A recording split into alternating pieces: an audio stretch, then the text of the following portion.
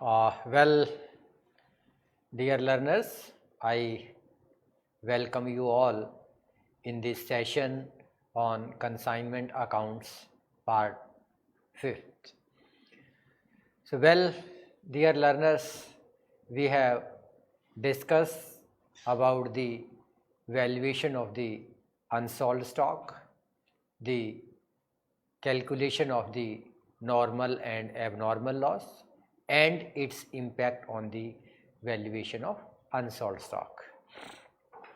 You know that the goods sent on consignment are recorded in the consignment accounts at cost price.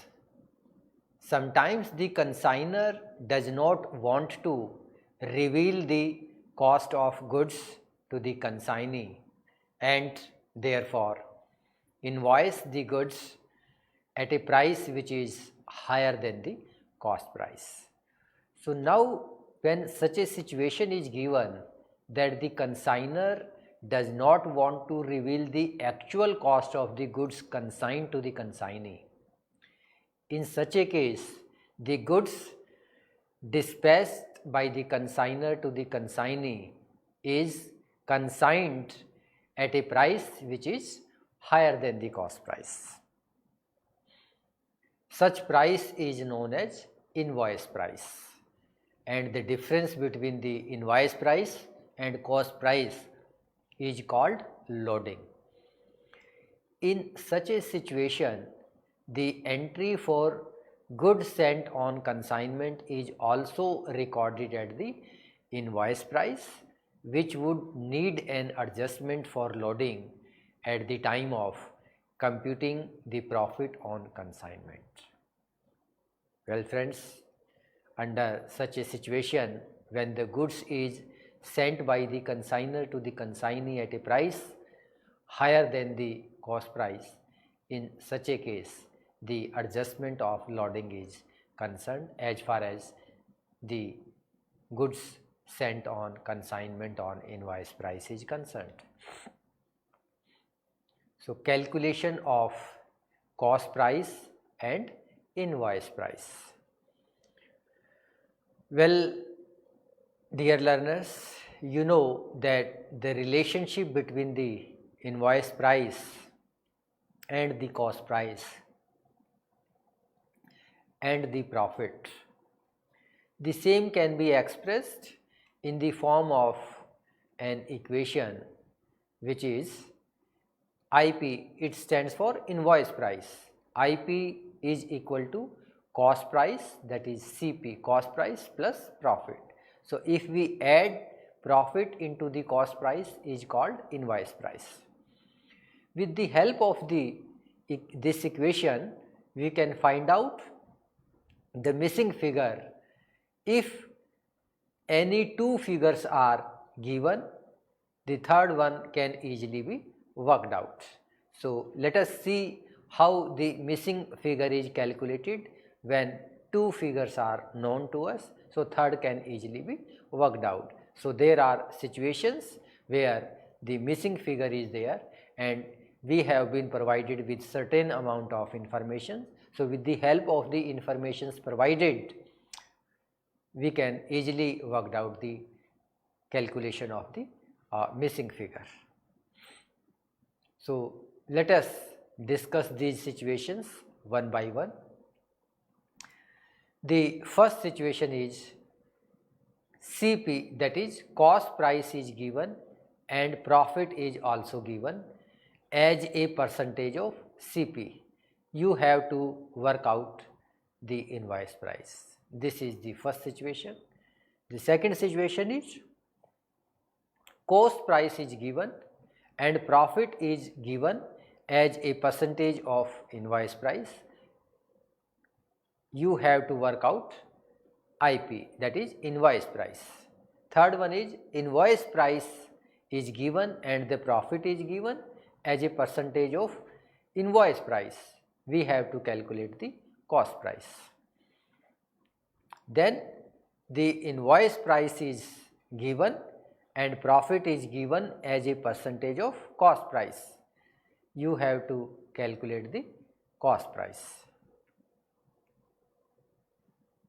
So now we will discuss all these four situations one by one.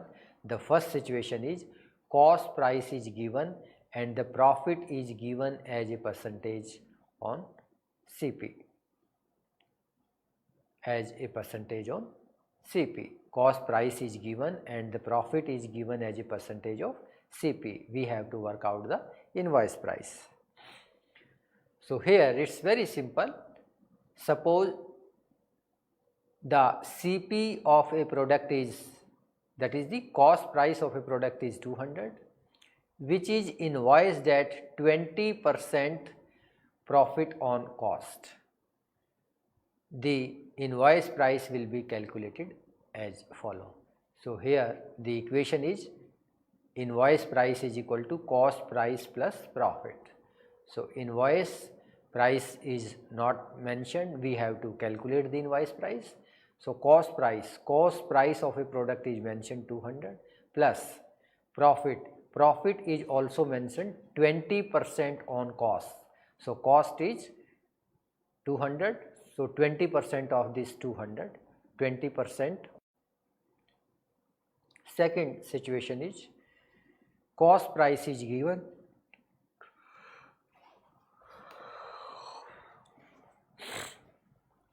and the profit is given as percentage on IP.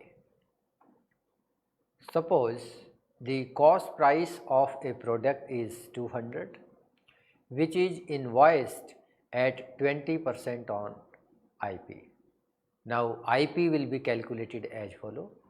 Let us assume that the invoice price is X. So the equation is this: invoice price is equal to cost price plus profit. So we assumed invoice price is X. Cost price is given 200 plus profit is also given 20% of IP. So IP we have assumed X, so 20% of X, 20% of X. So X is equal to cost price 200 plus 20x divided by 100. So X minus this 20x minus 100 is equal to 200. So here 100, if we take the LCM, 100x minus 20x divided by 100 is equal to 200. So 100x minus 20x, 80x divided by 100 to 200. So x is equal to 250, or 80x is equal to 20,000 and x is equal to 250. Then the third one is IP is given and the profit is given as percentage of IP. Suppose the invoice price of a product is 500 and the profit is 25% on IP. The missing figure, that is the cost price, is worked out as follow. We have to calculate the cost price. So the invoice price equation is invoice price is equal to cost price plus profit. This is the equation we know. So IP is given 500 and profit is 25% on IP. It means 25% of 500, that is 125. This is cost price plus 20% of 500, 125. So CP 500, CP plus 25% of 500, 125. So CP is equal to 500 minus 125. CP is equal to cost price is equal to 375. This is the third situation. Now the fourth situation is IP is given and the profit is given as a percentage of CP.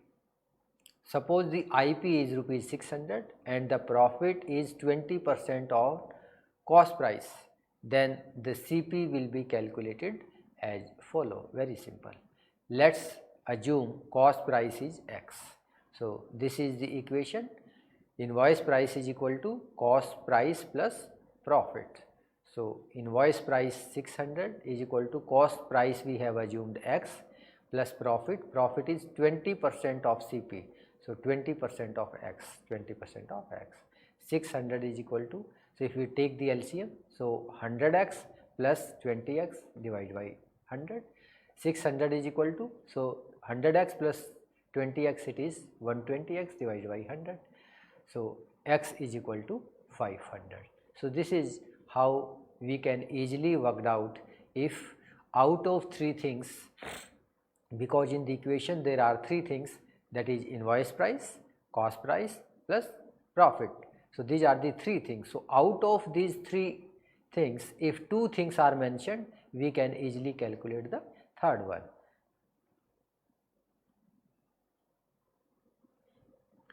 Now the next one is loading. So loading we have already discussed.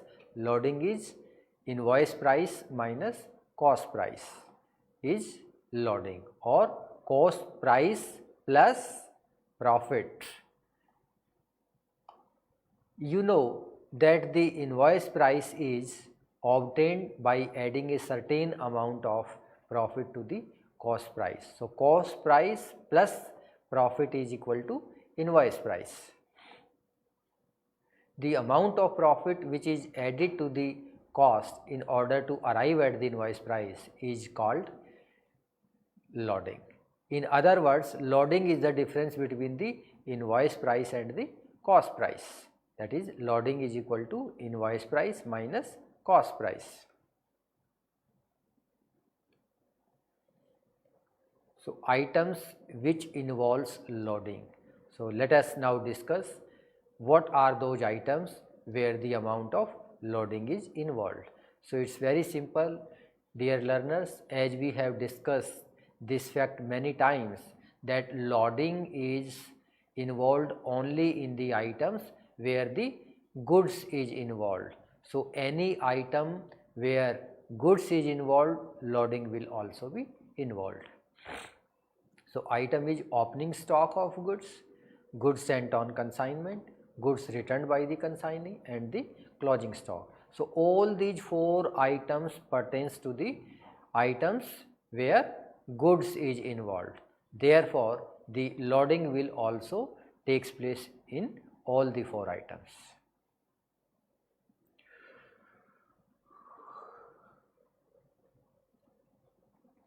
Let us now take the items involving loading one by one and see how the necessary adjustments are made. So first one is opening stock.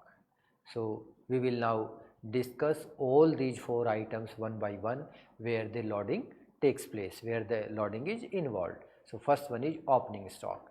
So opening stock is always shown on the debit side of consignment account. In case stock is shown at invoice price, the difference between invoice price and cost price, that is loading of opening stock, will be shown in the credit side of the consignment account. So one of my suggestion to the learners is that loading will always be reflected on the opposite side. See, for example, the consignment, in the consignment account, opening stock is reflected in the debit side. So therefore, any loading included in the opening stock will be shown in the credit side of consignment account.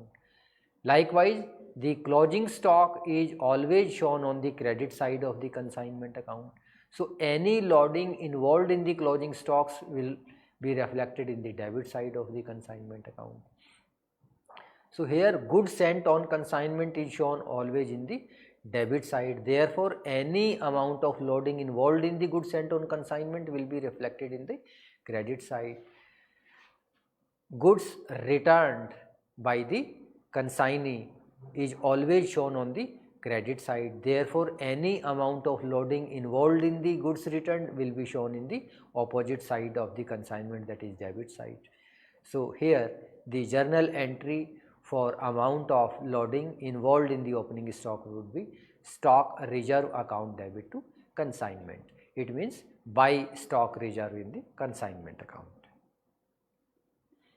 Then the goods sent on consignment. So the journal entry would be goods sent on consignment account debit to consignment. Then the third one is goods returned by the consignee. So इसका बिल्कुल एकदम the reverse of this, consignment account debit to goods sent on consignment. Then the closing stock, so the entry would be reverse to the first journal entry, and it was for opening stock, if stock reserve is debited, then for closing stock, stock reserve would be credited, and for opening stock consignment account is credited, therefore for the closing stock consignment account will be debited. Let's check. For closing stock the entry is consignment account debit to stock reserve.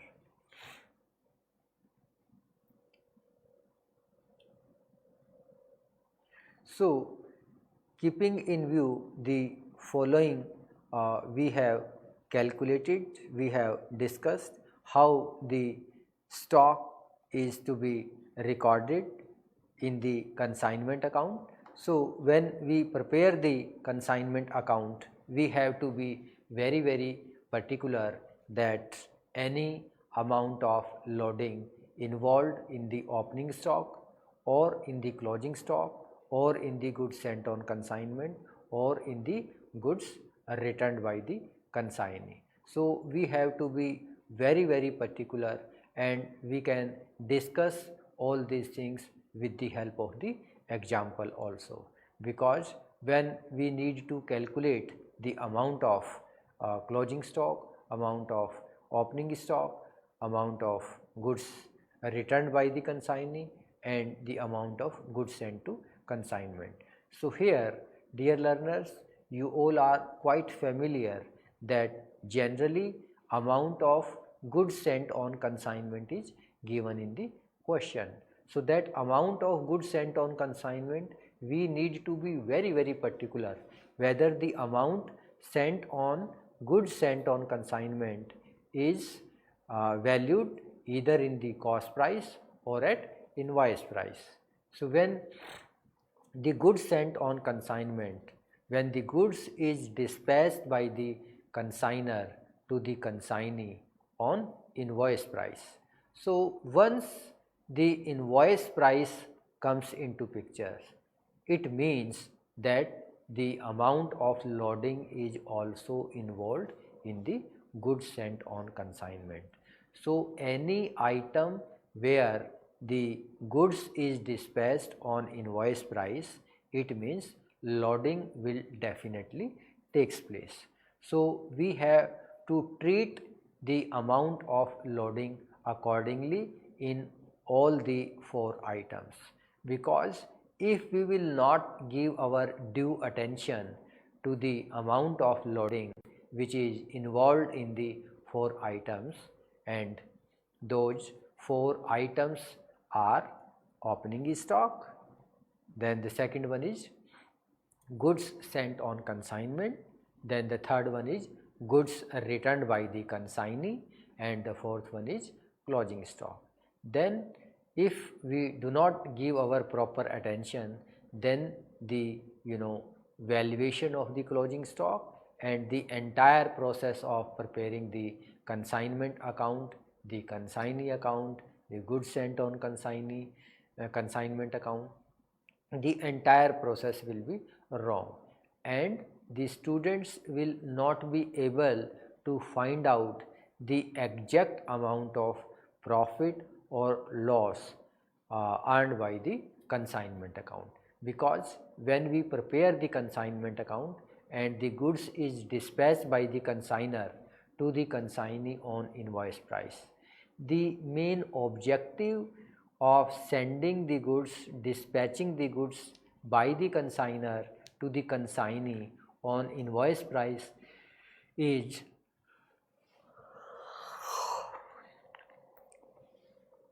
that the consignor never wants that the consignee should come to know about the amount of profit or loss earned by the consignor. Therefore, the consignor always conceals the actual cost of the goods dispatched by him to the consignor. So when the goods is dispatched by the consignor to the consignee over and above the actual cost. So this over and above the actual cost is known as loading. Therefore, the adjustment of this loading is essential, and if we do not make any adjustment of this amount of loading, then it will be very difficult for the consignor to come to know about the actual amount of profit or loss earned by him in that particular activity, in that particular assignment.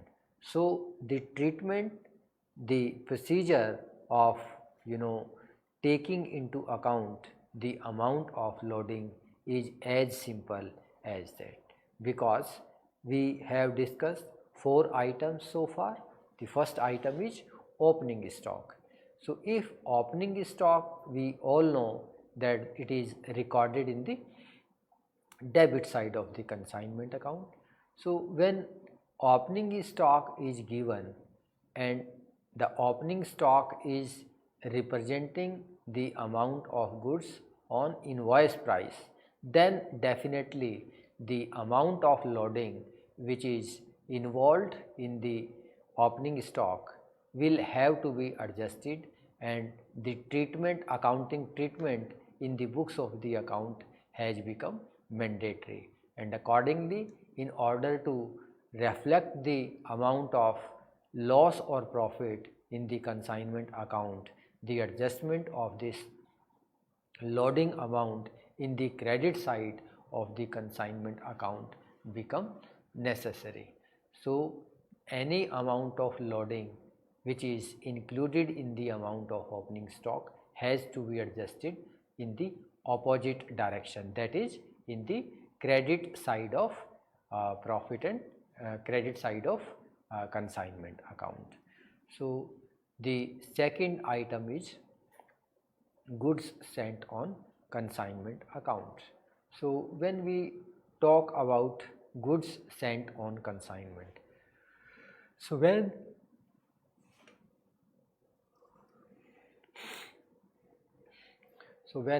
the goods is dispatched by the consignor to the consignee on invoice price, so the amount of loading is also included in the goods dispatched by the consignor to the consignee. Now we have to check that how much amount of loading is involved in the actual cost of the goods dispatched by the consignor to the consignee. So here the procedure, the formula is very simple. If it is mentioned in the question that the goods is dispatched by the consignor to the consignee on 20% of cost,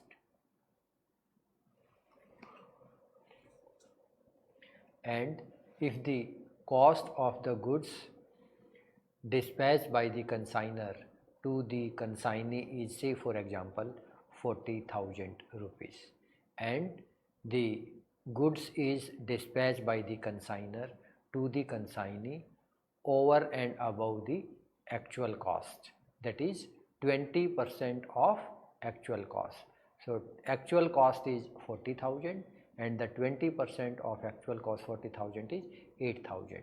It means the goods has been dispatched by the consignor to the consignee of rupees 48,000. So out of this 48,000, 40,000 is the actual cost of the goods consigned by the consignor to the consignee, and in this rupees 8,000 have been included for loading charges. It means total it is dispatched by the consignor to the consignee is 48,000. So out of this 48,000, 40,000 is the cost of goods and 8,000 is the amount of loading. So this amount of rupees 8,000 which is loading one has to be recorded in the opposite side of the consignment account, that is in the credit side of the consignment account. Then the third one is goods returned by the consignee. So here goods returned by the consignee, say for example of rupees 5,000. The consignee has returned the goods to the consignor of 5,000 rupees. So here it is pertinent to mention that the goods had been dispatched by the consignor to the consignee on invoice price. So this 5,000 is representing the invoice price. So here goods returned by the consignee will be recorded in the credit side of the consignment account, 5,000 rupees. So this 5,000 is representing the invoice price. It means this is representing 120%, because the invoice price, it is mentioned in the question that the goods is dispatched by the consignor to the consignee over and above 20% over and above the actual cost. So it means this 5,000 is representing the invoice price. So if it is representing 120%, then what it will represent? 20%. So in this, the amount which is above the cost price, so will be returned in the debit side of the consignment account, that is the opposite side of the consignment account. So when goods is written in the credit side of the consignment account, then its opposite side is the debit side. So any amount of loading which is included in the goods returned will be recorded in the debit side of the consignment account. Then the fourth one is closing stock or unsold stock. So unsold stock is always written in the credit side of the consignment account. So it is also quite obvious that the amount of stock which remain unsold at the end of the year is also representing the invoice price, because the goods was dispatched by the consignor to the consignee on invoice price. Say for example, if goods worth rupees 4,000 remain unsold, so this 4,000 is representing the invoice price. So definitely in this 4,000 some amount of loading is also involved, and the amount of loading involved is 20%. So any amount over and above the actual cost will be written on the opposite side of the consignment account. So here if any amount which is included as loading in the closing stock will be written in the debit side of the consignment account. And this is how the adjustment of loading is done, and after taking due consideration of the loading amount, only then the actual amount of profit and loss will be calculated on a particular consignment. So this was all about the invoice price and the procedure of calculating the fair or procedure of calculating the actual amount of profit or loss in case where the goods is dispatched by the consignor to the consignee on the invoice price. So this was all. So my suggestion, my advice to the learners is that whenever the goods is dispatched by the consignor to the consignee on invoice price, then first of all they should identify the items where the loading can take place. So I have already discussed that there are 4 items where the loading generally takes place. The first one is opening stock, second one is goods sent on consignment, then the third one is closing stock, and the fourth one is goods are returned by the consignee.